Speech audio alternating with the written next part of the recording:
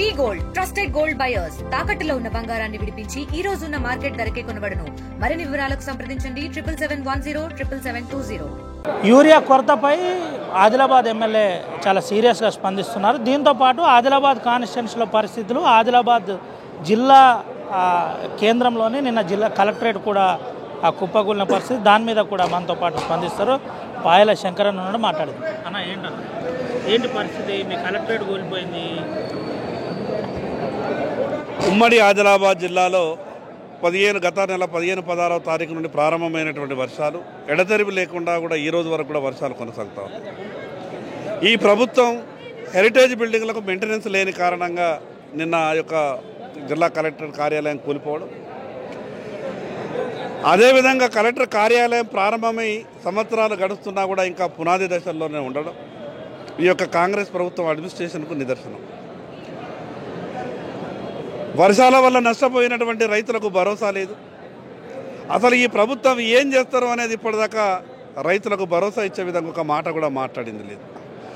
మరోపక్క ఈ భారతదేశంలో అన్ని రాష్ట్రాలలో ఎక్కడ కూడా యూరియా కొరత లేదు.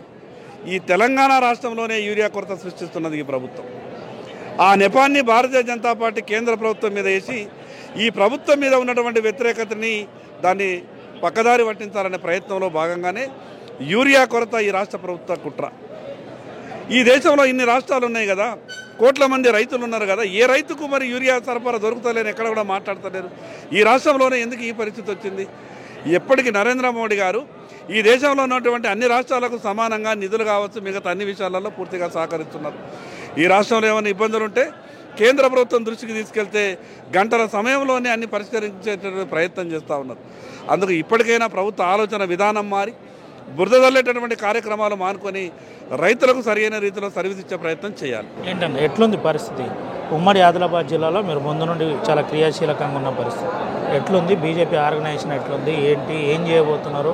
ప్రణాళిక ఏంది? రేపు లోకల్ బాడీ ఎన్నికలు వస్తున్నాయి. ఈ రాష్ట్రంలో ఎన్నికలు ఎప్పుడు జరిగినా తెలంగాణ రాష్ట్రంలో భారతీయ జనతా పార్టీ అధికారంలోకి రావడమే లక్ష్యంగా ప్రతి ఒక్క కార్యకర్త పనిచేస్తూ ఉన్నాడు. 2014 నుండి 23 వరకు ఈ రాష్ట్రాన్ని పరిపాలించిన టీఆర్ఎస్ పార్టీ ఈ రాష్ట్రాన్ని ఆర్థిక వ్యవస్థని సర్వనాశనం చేసింది. దాని తర్వాత వచ్చినటువంటి కాంగ్రెస్ పార్టీ టీఆర్ఎస్ పార్టీ కన్నా ఒక అడుగు ముందుకేసి అంతకన్నా ఎక్కువ ఈ రాష్ట్ర ఆర్థిక పరిస్థితిని దిగజార్చింది. ఈ రాష్ట్రంలో ఒక ఆర్థిక ఎమర్జెన్సీ నడుస్తూ ఉంది. ఏ పల్లెకి వెళ్ళినా కూడా కనీసం 10 రూపాయలు ఖర్చు పెట్టేటటువంటి పరిస్థితి లేదు. గ్రామ పంచాయతీలన్నీ కూడా నిర్వీర్యమైనవి.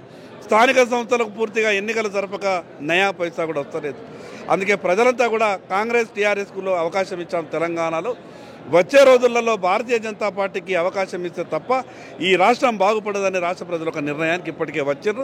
తప్పకుండా రేపు 2028లో ఈ తెలంగాణ రాష్ట్రంలో భారతీయ జనతా పార్టీ అధికారంలోకి వస్తుంది. ఈ ప్రాంతంలో వరద బాధితులు కావచ్చు, ఇందిరా మహాజస్ సంబంధించి ఏ రకం ఉంది, ఏంటి, మీరు ఎట్లా రియాక్ట్ అయ్యారు?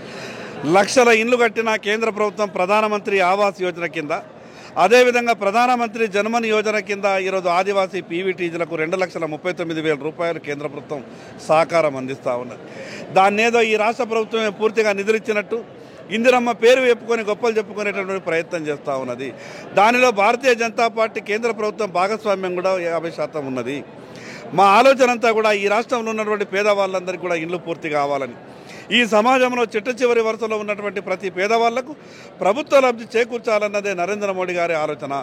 దానికి అనుగుణంగా ఈ రాష్ట్ర ప్రభుత్వానికి పూర్తిగా సహాయ సహకారం అందిస్తూ ఉన్నాం. కేవలం ఎన్నికల సమయంలో మాత్రమే రాజకీయాలు ఉండాలా, మిగతా సమయంలో కేంద్రం పూర్తిగా రాష్ట్రానికి పూర్తి సహకారాన్ని అందిస్తున్నది.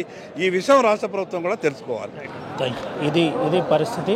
కేవలం ఎన్నికల సమయంలోనే ఎన్నికలకు సంబంధించిన అంశాలు మాట్లాడాలి తప్ప ఇప్పుడంతా కూడా పేదవారికి ఇండ్ల అంశం కావచ్చు, అదేవిధంగా ప్రధానంగా ఓవరాల్ పాయలశంకర్ మాట్లాడిన అంశంలో కొంత చాలా సీరియస్గా యూరియా అంశంలో మేము ఇచ్చే కోట అంటే కేంద్ర ప్రభుత్వం ఇచ్చే కోట ఇవ్వడం జరిగింది, ఎటువంటి ఇబ్బంది లేదు, కావాలనే ప్రభుత్వం న్యూసెన్స్ చేసే ప్రయత్నం చేస్తుందని ఆదిలాబాద్ ఎమ్మెల్యే పాయల శంకర్ చెప్పిన పరిస్థితి.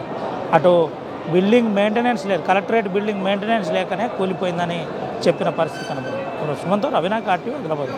తెలుగులో ఫాస్టెస్ట్ న్యూస్ ఇప్పుడు కొత్త అవతారంలో 5 సెకండ్లోనే పూర్తి వార్తా సమాచారం మీ చేతిలో. సోషల్ మీడియా ట్రెండ్స్ మీ కళ్ళ ముందుకే live TV and voice search options తో ఇప్పుడే డౌన్లోడ్ చేయండి. యాప్ లింక్ డిస్క్రిప్షన్ లో ఉంది.